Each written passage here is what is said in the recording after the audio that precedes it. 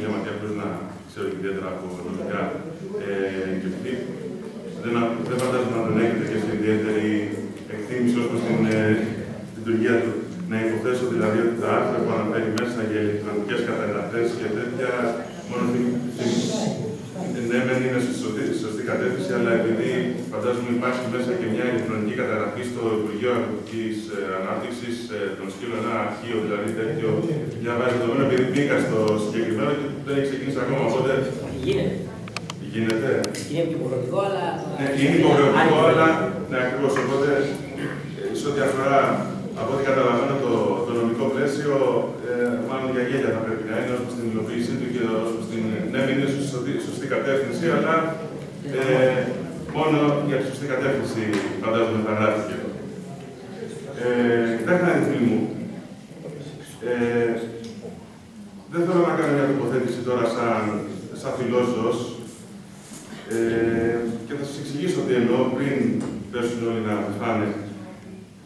Δεν είχα ποτέ κατοικίδιο, μόλον ότι η οικογένειά μου, δύο πατέρες και αδερφός μου έχουν αρκετά και δεν είχα ποτέ τέτοιου είδους κατοικίδιο γιατί αναλογίζομαι την ευθύνη του να έχει κανείς ένα κατοικίδιο, είτε είναι σκύλος, είτε είναι κάτι, είναι φόας, γιατί υπάρχουν διαφόρων ειδών κατοικίδια από ό,τι έχω ακούσει τα τελευταία χρόνια. Αναλογιζόμενος λοιπόν την ευθύνη, τον χρόνο που χρειάζεται, την περιποίηση που χρειάζεται ένα τέτοιο ζώο, θεώρησα ότι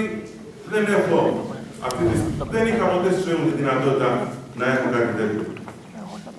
Ανήκω ωστόσο στην κατηγορία των πολιτών εκείνων που μπορεί να κινδυνεύσω στον δρόμο, οδηγώντας, να φρενάρω ίσως απότομα για να μην σκοτώσω μια γάτα, για να μην σκοτώσω ένα σκατζόχερο τη νύχτα στον δρόμο, ενώ γνωρίζουμε όλοι καλά ότι οι άλλοι σημαδεύουν. Δεν είναι μόνο κακοποίηση και φυσικά θα εκφράσουμε και τον αποτροπιασμό μας και την αγανάκτησή μας για το περιστατικό που έγινε στην πόλη μας τις τελευταίες ημέρες, όπως επίσης θα εκφράσω και αγανάκτηση για όλα αυτά τα περιστατικά που μόλις πριν είπα. Η κακοποίηση ενός ζώου μπορεί να είναι και αυτό που φαντάζομαι υπάρχει. Να υπάρχουν οδηγοί που σημαδεύουν τις γάτες. Ωραία. Λαμβάνοντας όλα αυτά υπόψη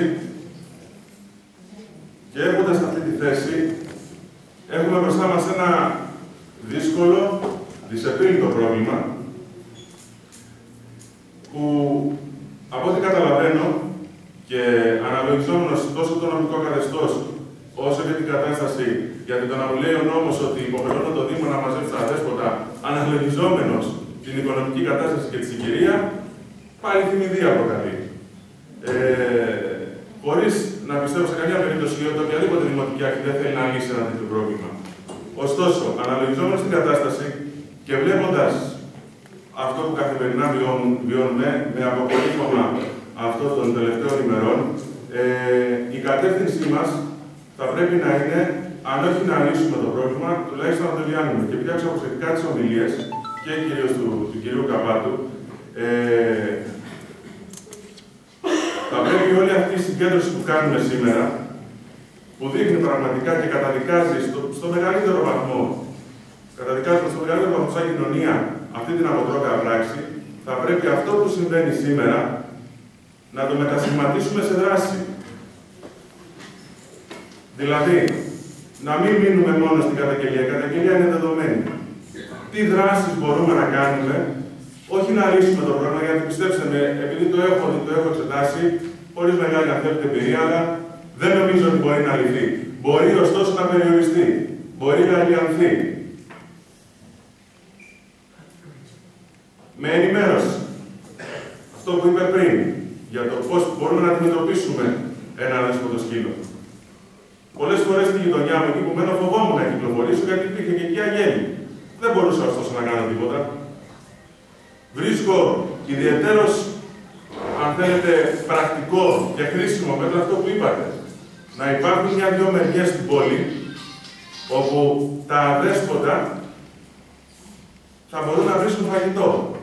Εκεί, οι εθελοντές, οι άνθρωποι δηλαδή που πραγματικά ενδιαφέρονται, μπορούν να βοηθήσουν σε αυτό. Αλλά και αυτό την άλλη είναι επικίνδυνο γιατί είναι εύκολο στόχο σε κάποιον που θέλει να βάλει πόλεμο. Μα είπαμε, είναι ένα πρόβλημα δυσεπίλητο, αλλά το να μην κάνεις τίποτα είναι ακόμα χειρότερο στην προκειμένη περίπτωση.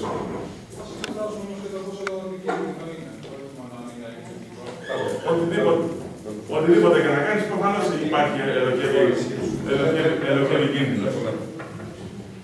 Άρα λοιπόν, εάν κάτι πρέπει να μείνει σήμερα, εκτός από την καταδίκη του γεγονότος, είναι η καταγραφή ανθρώπων που πραγματικά ενδιαφέρονται και που θέλουν να βοηθήσουν και σε συνεργασία με το Σύλλογο, οι δράσεις που μπορούμε να κάνουμε, γιατί ας πούμε εγώ είχα στο μυαλό μου το καταφύγιο. Φαντάζομαι αυτό ότι δεν μπορεί να υλοποιηθεί.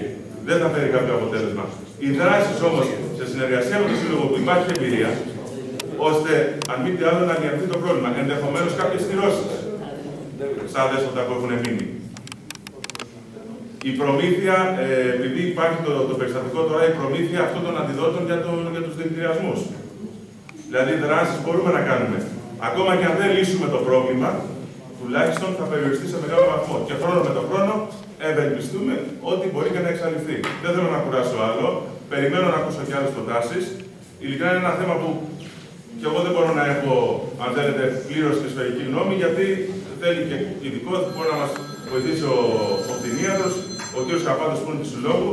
Πάντως, πιστεύω ότι πρέπει όλοι να είμαστε σε εγρήγορση, γιατί είναι ένα πρόβλημα που πάντα θα μας κυνηγά. Ευχαριστώ πολύ.